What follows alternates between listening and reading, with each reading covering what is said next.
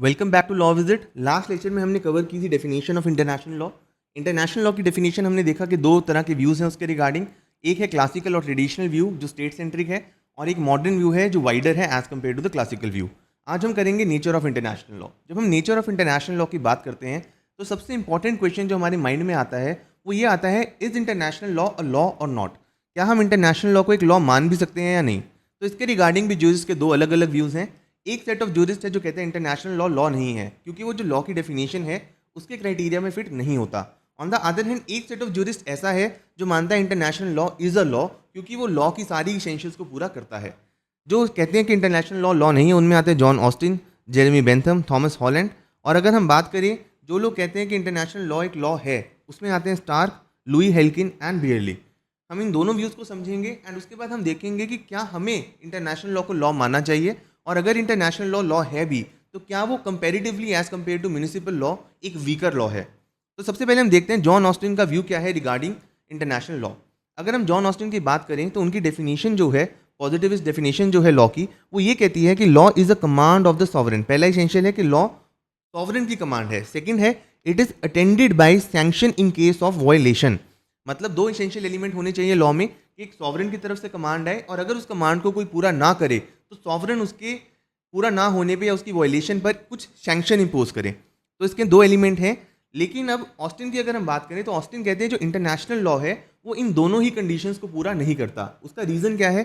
पहले तो there is no sovereign. वो कहते हैं कि कोई भी सॉवरेन लेजिस्लेटिव अथॉरिटी नहीं है इंटरनेशनल लॉ के रिगार्डिंग। फॉर एग्जाम्पल अगर हम कंट्री की बात करें, म्यूनिसिपल लॉ की बात करें, तो अगर हम म्यूनिसिपल लॉ में देखें तो फॉर एग्जाम्पल अगर हम इंडिया की बात करें तो there is a legislature. Centre में पार्लियामेंट है, स्टेट में स्टेट लेजिस्लेचर है जो कि सॉवरेन लेजिस्लेटिव अथॉरिटी है। लेकिन ऐसी कोई लेजिस्लेटिव अथॉरिटी इंटरनेशनल लेवल पर नहीं है। हालांकि हम कहते हैं कि यूनाइटेड नेशन एक ऐसी अथॉरिटी है, लेकिन हम उसको कंपेयर नहीं कर सकते म्यूनिसिपल लॉ में जो या फिर हम कंट्रीज में अथॉरिटी देखते हैं उनसे। सेकेंडली वो कहते हैं there is no adequate sanction behind it. For example हम देखते हैं कि मान लो एक यूएन की पेरिस क्लाइमेट ट्रीटी साइन हो गई, लेकिन अगर उसको किसी कंट्री ने वॉयलेट किया तो they are no appropriate sanction. Sanction जो है वो अप्रोप्रिएट नहीं है अगर कोई इंटरनेशनल लॉ वॉयलेट भी करता है। तो ये भी उन्होंने देखा कि इट इज़ अ वीकनेस, ये भी लॉ की डेफिनेशन में फॉल नहीं करता। एंड लास्टली वो कहते हैं there is no enforcement agency which can enforce it as a body of rules.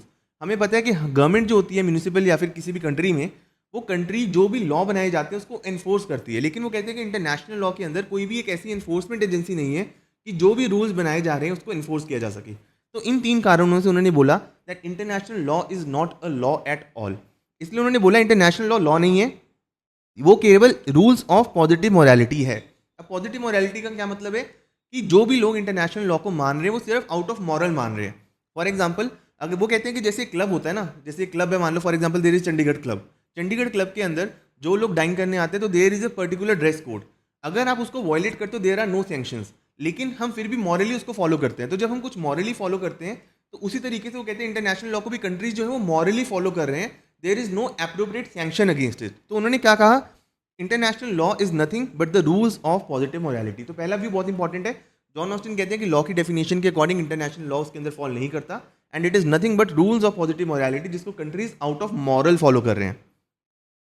लेकिन ये जो व्यू है जॉन ऑस्टिन का उसको क्रिटिसाइज किया जाता है फॉर मेनी रीजन। पहला रीजन ये है कि वो सिर्फ और सिर्फ कहते हैं कि लॉ वही है जो कि सॉवरेन बनाता है, लेकिन हमें पता है कि बहुत सारे कस्टमरी और अनरिटन लॉज भी होते हैं। फॉर एग्जाम्पल अगर हम इंग्लैंड की बात करें तो इंग्लैंड में मोस्टली जितने भी लॉज हैं that are customary and unwritten. Customary laws कौन से होते हैं? जो बहुत टाइम से प्रथाएं चली आती हैं, कॉन्टिन्यूसली चली आती हैं, उनको हम एक तरह से लॉ की तरह ट्रीट करते हैं, लेकिन वो उसको इग्नोर करते हैं। वो कहते हैं सिर्फ सॉवरेन ही लॉ बनाता है। सेकेंडली वो ये कहते हैं कि इंटरनेशनल लॉ के अंदर कोई सैंक्शन नहीं है तो इसलिए वो लॉ नहीं है। लेकिन अगर हम इनर मोरालिटी के कारण भी किसी चीज़ को फॉलो करते हैं तो that can also be considered a law. तो इसी कारण हेनरी मेन कहते हैं कि laws are obeyed not because of the fear of punishment but because of the habit of mind and practices of the community. जरूरी नहीं है कि हम हमेशा लॉ को सैंक्शन के कारण ही फॉलो करें, हो सकता है कि हम मोरालिटी के कारण भी लॉ को फॉलो करें। तो सिर्फ इस ग्राउंड पर यह कहना कि इंटरनेशनल लॉ लॉ ही नहीं है, दैट इज रॉन्ग। तो पहला व्यू आ गया जॉन ऑस्टिन का जो कहते हैं international law is not a law, it is nothing but a positive morality. उसके बाद आता है हॉलैंड का व्यू। थॉमस हॉलैंड कहते हैं that international law is the vanishing point of jurisprudence. अब इस लाइन का मतलब क्या है? ये बहुत इंपॉर्टेंट है। ये क्वेश्चन डायरेक्ट आ जाता है कि किसने कहा है international law is the vanishing point of jurisprudence. तो आंसर होगा थॉमस हॉलैंड। अब हॉलैंड का ऐसा मानना क्यों है? हॉलैंड कहते हैं कि फॉर एग्जाम्पल हमें पता है कि मान लो there are two parallel lines, जैसे दो पैरेलल लाइंस हैं, तो टू पैरेलल लाइंस कभी भी मीट नहीं करती। हमें लगता है कि वो कभी ना कभी जाके मीट करेंगी, लेकिन अल्टीमेटली हमें पता है कि two parallel lines can never meet. ये एक यूनिवर्सल ट्रूथ है। तो कहते हैं इंटरनेशनल लॉ और लॉ का भी यही रिलेशन है। दोनों लगता है, दोनों पैरेलल लाइंस है, हमें लगता है कि आगे जाके दे मे मीट समवेयर, बट ऐसा कभी नहीं होता। इंटरनेशनल लॉ एंड लॉ कभी भी मीट नहीं करता। तो इसलिए कहा हॉलैंड ने, international law is nothing but a vanishing point of jurisprudence. मतलब इंटरनेशनल लॉ लॉ नहीं है। हमें लगता है कि इंटरनेशनल लॉ लॉ है, लेकिन वो कभी भी लॉ नहीं बन सकता। वो पैरेलल लाइंस की तरह है जो कभी भी मीट नहीं करने वाली। उसके बाद ये दो व्यूज होने के बाद आता है हमारे पास अलग जूरिस्ट का व्यू, अलग सेट ऑफ जूरिस्ट का व्यू, जो कहते हैं international law is a true law. इसके अंदर सबसे इंपॉर्टेंट प्रोपोनेंट है स्टार्क। स्टार्क की हमने लास्ट लेक्चर में देखी थी मॉडर्न डेफिनेशन। तो स्टार्क कहते हैं कि इंटरनेशनल लॉ एक लॉ है, ऐसा नहीं है कि इंटरनेशनल लॉ लॉ नहीं है। और वो 4 मेन आर्गुमेंट्स देते हैं जिसके बेसिस पे वो कहते हैं इंटरनेशनल लॉ लॉ है। वो कहते हैं कि बहुत सारी प्रिमिटिव कम्युनिटीज ऐसी थी जहाँ पे बिना कोई फॉर्मल लेजिस्लेटिव अथॉरिटी के भी लॉ एग्जिस्ट करता था। हमने देखा कि ऑस्टिन कहते हैं कि जब तक फॉर्मल सॉवरन लेजिस्लेटिव अथॉरिटी एक लॉ नहीं बनाएगी तब तक हम उसको लॉ नहीं मानेंगे। लेकिन स्टार्क कहते हैं कि कुछ बहुत सारी प्रिमिटिव कम्युनिटीज ऐसी हैं जहाँ पे फॉर्मल लेजिस्लेटिव अथॉरिटी नहीं भी थी, तब भी लॉ बना और उसको माना भी गया। सेकेंडली वो कहते हैं कि इंटरनेशनल लेजिस्लेशन की अगर हम बात करें, जैसे कि ट्रीटीज, कन्वेंशन, तो वो एक तरह का लॉ ही तो है। फॉर एग्जाम्पल अगर ट्रीटी साइन होती है, हमने देखा सोर्सेज ऑफ इंटरनेशनल लॉ में इंटरनेशनल कन्वेंशन आती हैं। ट्रीटीज जो है दो तरह की होती है, बायलैटरल, मल्टीलेटरल, हमने ऑलरेडी डिस्कस किया है। तो वो भी तो एक तरह का सोर्स ऑफ इंटरनेशनल लॉ है, वो भी तो एक तरह की लेजिस्लेशन ही है। तो उन्होंने बोला कि इंटरनेशनल लेजिस्लेशन एग्जिस्ट करती हैं। थर्डली वो कहते हैं कि ऐसा नहीं है कि there are no agency to enforce international law. ऐसा नहीं है, इंटरनेशनल लॉ केवल मियरली मॉरल कोड नहीं है, वो मेंटेन करता है इंटरनेशनल इंटरकोर्स, एंड उसके लिए बहुत सारी अथॉरिटेटिव एजेंसीज हैं, for example UN security council etcetera. Lastly Starke बोलते हैं कि जो यूनाइटेड नेशन है it is based on the true legality of international law. मतलब अगर इंटरनेशनल लॉ लीगल नहीं होता, लॉ नहीं होता, तो यूनाइटेड नेशन भी ना होता। तो यूनाइटेड नेशन को अगर हम मान रहे हैं, पूरे वर्ल्ड में उसको इतनी रिस्पेक्ट मिल रही है, तो that is because of the true legality of the international law. तो ये व्यू है स्टार्क का, जो कहता है कि इंटरनेशनल लॉ एक लॉ है, उसको लॉ ना मानना गलत है। दो जूरिस्ट और हैं जो कहते हैं इंटरनेशनल लॉ लॉ है, एक है लुइस हेंकिन और एक है ब्रेले। लुइस हेंकिन कहते हैं कि what matter is not whether international law has legislative, judicial और executive branches corresponding to those we have become accustomed to seek in a domestic society. What matter is whether international law is reflected in the policies of nations and relation between nation. ये बहुत important है। अब अगर हम Louis हेंकिंग का view point समझे तो हमें समझ आएगा कि जो बेसिकली म्यूनिसिपल लॉ है वो एक पर्टिकुलर कंट्री से डील करता है। अब उसके अंदर लेजिस्लेचर भी होता है जो लॉ बनाता है, एग्जेक्टिव होता है जो लॉ इंप्लीमेंट करता है, जुडिशरी होती है जो कॉन्फ्लिक्ट को एडजुडिकेट करती है और लॉ को इंटरप्रेट करती है अगर कोई कंफ्यूजन होती है। लेकिन जो इंटरनेशनल लॉ है वो थोड़ा डिफरेंट है। उसका रीजन क्या है, वो अलग अलग बहुत सारी कंट्रीज को गवर्न करता है, country A B C D. And ये जो कंट्रीज हैं ये आपस में सारी सॉवरन हैं। फॉर एग्जाम्पल हमें पता है कि स्टेट के 4 एलिमेंट होते हैं। कौन कौन से एलिमेंट होते हैं? Population, territory, government and sovereignty. अगर कोई इंटरनेशनल लॉ या कोई ऐसा लॉ है जो अलग अलग सॉवरन कंट्रीज को डील कर रहा है, जो कंट्रीज सारी आपस में सॉवरन है, सॉवरन का मतलब इंडिपेंडेंट है, totally externally as well as internally, तो वो उतना स्ट्रॉन्ग म्यूनिसिपल लॉ की तरह उसको हम कंपेयर करेंगे तो वो गलत होगा।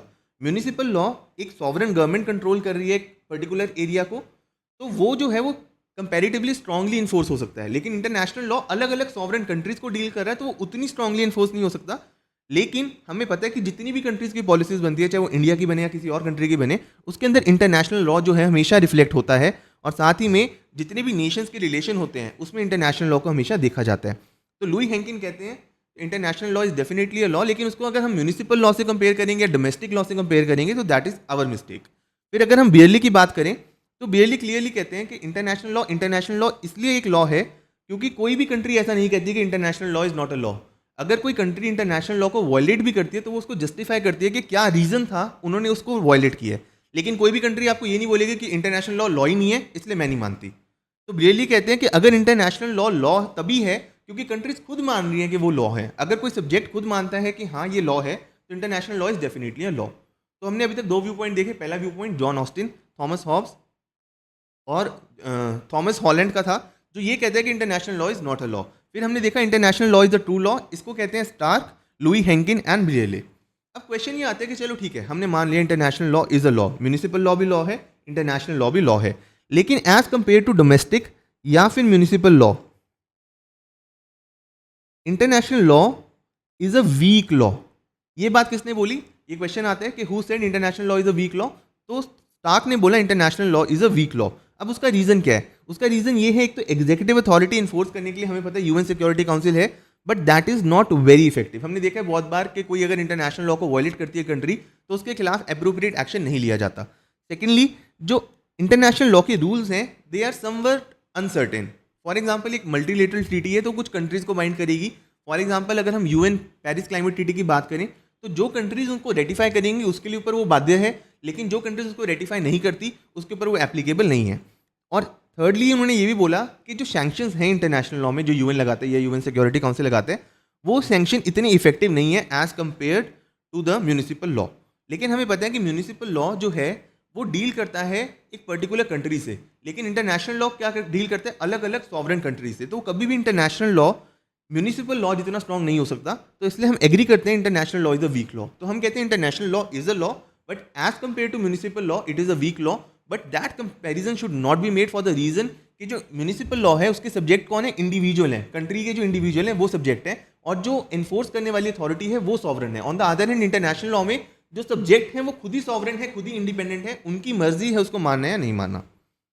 तो अगर हम कंक्लूजन की बात करें तो इंटरनेशनल लॉ डेफिनेटली एक लॉ है। उसका रीजन क्या है कि term law can not be limited to rules of conduct enacted by a sovereign authority. जैसा कि ऑस्टिन कहते हैं कि सिर्फ सॉवरेन अथॉरिटी अगर कुछ इनैक्ट करेगी तो वही लॉ होगा, ये बात बिल्कुल गलत है। For example, customary rules England में एग्जिस्ट करते आ रहे हैं from time immemorial. Secondly, states कभी भी डिनाई नहीं करते एग्जिस्टेंस ऑफ इंटरनेशनल लॉ। एक फेमस केस हुआ था पैकेट वर्सेस हवाना, उसके अंदर प्रोफेसर हार्ट ने ये बोला international law is a law because states regard it as a law, nothing need to be further proved. अगर स्टेट खुद ही जो सब्जेक्ट खुद ही मानते हैं कि इंटरनेशनल लॉ एक लॉ है, तो उसके बाद हमें कुछ और प्रूव करने की जरूरत नहीं है। Lastly, international conferences and convention भी ट्रीट करते हैं इंटरनेशनल लॉ को एक लॉ के रूप में, एंड यूएन जो है United nation, it is based on the true legality of international law. उसके बाद अगर हम बात करें, international law is not totally devoid of sanction. कुछ सैंक्शन इंटरनेशनल लॉ में है, हालांकि वो इतनी इफेक्टिव नहीं है जितने की म्यूनिसिपल लॉ में है। And international law is not very frequently violated. International law को बहुत कम वायलेशन देखने को मिलती है, एंड अगर कोई वायलेट करता भी है तो उसकी इन्फोर्समेंट मैकेनिज्म की कमी है वो, ना कि हम ये बोल सकते हैं कि इंटरनेशनल लॉ ही नहीं है। तो अगर हम एंड में कंक्लूड करें nature of international law, there are two views. एक कहते हैं कि इंटरनेशनल लॉ लॉ नहीं है, एक कहते हैं इंटरनेशनल लॉ लॉ है। लेकिन हमें पता है कि इंटरनेशनल लॉ एक लॉ तो डेफिनेटली है, पर as compare to municipal law और domestic law, international law is comparatively a weaker law.